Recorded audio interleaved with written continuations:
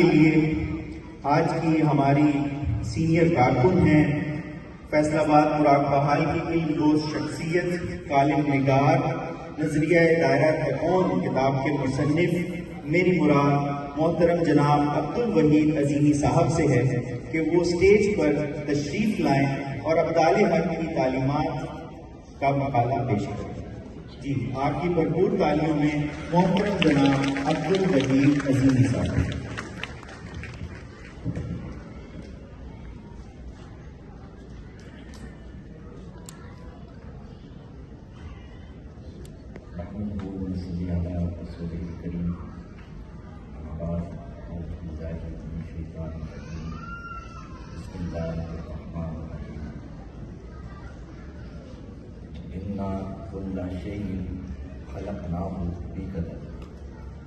معزز مہمان قدر جناب ڈاکٹر رؤف بھائی اعظم صاحب، وائس چانسلر یونیورسٹی فیصل آباد، جناب ڈاکٹر طارق ہاشمی صاحب اور جناب ڈاکٹر حافظ عامر شیر صاحب کا مشکور ہوں، اور تمام مہمان قدر کو میں سلام عرض کرتا ہوں۔ میں نے آپ کے سامنے جو قرآن مجید کی آیت تلاوت کی ہے، اس کا معنی مفہوم یہ ہے کہ اللہ تعالیٰ نے کائنات کی ہر چیز کو مقداروں سے تخلیق کیا۔ اِنَّا كُلَّ شَيْءٍ خَلَقْنَاهُ بِقَدَرٍ، ہم نے ہر چیز کو مقداروں سے پیدا کیا۔ سلسلہ عظیمیہ چونکہ روحانی، علمی اور سائنسی سلسلہ ہے، اس کی ہر بات کے پیچھے آپ کو ایک سائنٹیفک ریزن ملے گی جو آپ کو لمحہ بلمحہ جو ہے اللہ تعالیٰ کی ذات کے قریب کرتی ہے۔ سلسلہ عظیمیہ کے جو اغراض و مقاصد جو ہے، اس کی جو چوتھی شق ہے، 4 نمبر شق جو ہے، وہ یہ ہے کہ علم دین کے ساتھ ساتھ لوگوں کو روحانی اور سائنسی علوم حاصل کرنے کی ترغیب دینا۔ علم دین الگ علم، سائنس ایک الگ علم اور روحانیت ایک الگ علم ہے، لیکن یہ تینوں علوم جو ہے آپس میں اس طرح کنیکٹڈ ہیں کہ کسی ایک علم کی بھی کسی ایک علم کو بھی آپ نظر انداز کرتے ہیں تو باقی علوم تک آپ کی رسائی ناممکن ہوتی ہے۔ یہ جو سلسلہ عظیمیہ کے اغراض و مقاصد کے اندر چوتھی شق ہے، اس کو ہم روحانیت کے اندر نزولی حرکت کہتے ہیں، یعنی کہ علم دین اللہ تعالیٰ کی صفات کس طرح نزول کرتی ہیں، روحانیت کے اندر کس طرح منتقل ہوتی ہیں، اور منتقلی کے بعد جو ہے وہ مادے کو یا مٹیریل کو کس طرح تخلیق کرتی ہیں۔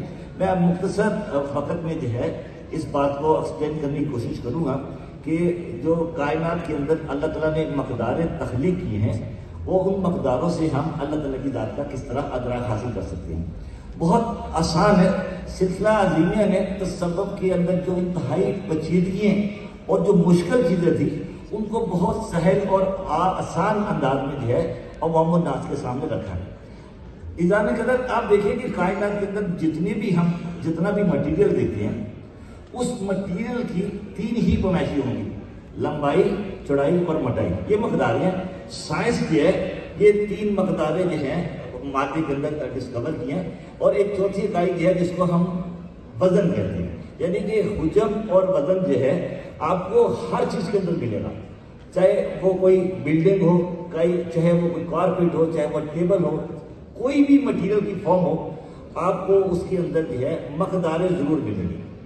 اب سائنس بھی کہتی ہے کہ بھی لمبائی، چوڑائی، موٹائی ہر مٹیریل کے اندر جو ہے، یہ لمبائی، چوڑائی، موٹائی جو ہے کہاں سے وجود میں آتی ہے۔ روحانیت کے اندر ایک تشریح کی جاتی ہے کہ جس چیز کی لمبائی، چوڑائی، موٹائی نہ ہو ہم اس کو نقطہ کہتے ہیں۔ میتھ کے اندر بھی، سائنس کے اندر بھی اس چیز کو فرض کیا گیا کہ جس چیز کی لمبائی، چوڑائی اور موٹائی نہ ہو ہم اس کو نقطہ کہتے ہیں۔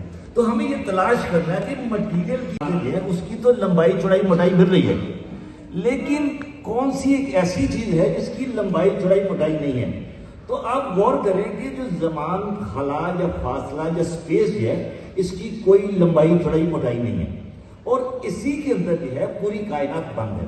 یعنی کہ میرا ایک وزن ہے، میری ایک ہائٹ ہے، میری پیمائشیں ہیں، لیکن میرے ارد گرد جتنی بھی اسپیس ہے یا خلا جو ہے اس کی کوئی لمبائی، چوڑائی، موٹائی نہیں ہے۔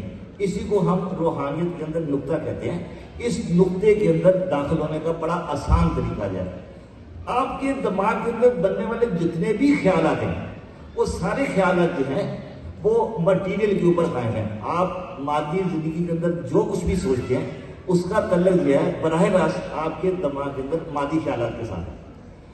چونکہ مٹیریل کی لمبائی چوڑائی موٹائی جو ہے تو آپ کے دماغ کے اندر بھی ڈائمینشنز بنتے ہیں. مائنڈ سائنس یہ کہتی ہے کہ آپ کے دماغ کے اندر بننے والے جتنے بھی خیالات ہیں وہ بھی آپ کا اپنا ایک وزن اور حجم رکھتے ہیں.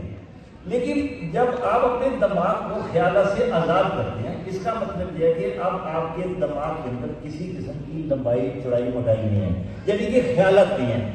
تو جب آپ اپنے ذہن کی اس حالت کو کسی ایک چیز کے اوپر مرکوز کرتے ہیں تو اس مرکزیت کے نتیجے میں جو ہے آپ کا ذہن خود بخود غیب کے اندر، نقطے کے اندر یا روحانیت کے اندر داخل ہونا شروع ہو جاتا ہے. اس فارمولے کو قرآن مجید میں سورہ مزمل میں اس طرح بیان کیا گیا، وَاذْكُرِ اسْمَ رَبِّكَ وَتَبَتَّلْ عَلَيْهِ تَبْتِيلًا. تمام چیزوں سے قطع تعلق ہو کر اپنا ذہن اللہ تعالیٰ کے اسم کے اوپر مرکوز کرتے رہے. تو جب انسان اپنا ذہن ایک نقطے کے اوپر مرکوز کرتا ہے، خود بخود غیب کی دنیا اس کے سامنے منکشف ہونا شروع ہو جاتی ہے اور انسان اس کا مشاہدہ بھی کرتا ہے. اس کی بڑی عام آسان سی مثال یہ ہے کہ جب آپ کو نیند آتی ہے، نیند آپ کو اس وقت آئے گی جب آپ کے دماغ کے اندر کسی قسم کا کوئی خیال نہ ہوگا. اگر آپ کے دماغ کے اندر خیالات ہوں تو آپ کو نیند نہیں آئے گی. نیند کا مطلب یہ ہے کہ آپ کا دماغ جو ہے مادی دنیا سے آزاد ہوا تو آپ جو ہے خواب کی دنیا کے اندر داخل ہو گئے. خواب کی دنیا کے اندر داخل ہونا جو ہے بیداری کے اندر ہے، ہم اس کو مراقبہ کہتے ہیں. تو سلسلہ ذہنیہ جو ہے آپ کو غور و فکر کی دعوت دیتا ہے. جب آپ اپنا ذہن ایک نقطے کے اوپر مرکوز کر لیتے ہیں تو خود بخود ایک خود کا نظام کے تحت جو ہے، اللہ تعالیٰ کے بنائے ہوئے تخلیقی نظام کے تحت جو ہے آپ کے سامنے اللہ تعالیٰ کی صفات کا نزول ہونا شروع ہو جاتا ہے. تو میں آپ سب دوستوں کو دعوت دیتا ہوں کہ آپ جو ہے سلسلہ ذہنیہ کی تعلیمات کے اوپر جو ہے عمل پیرا ہو اور مراقبہ کرنے سے جو ہے آپ کو قرآن فہمی اور اللہ تعالیٰ کی ذات کا عرفان حاصل ہو سکتا ہے. وآخر دعوانا الحمدللہ رب العالمین. جزاک اللہ. یہ تھے عبدالوہید عظیمی صاحب جو اپنے افکار سے ہمیں منور فرما رہے تھے. تو اب میں بلا تاخیر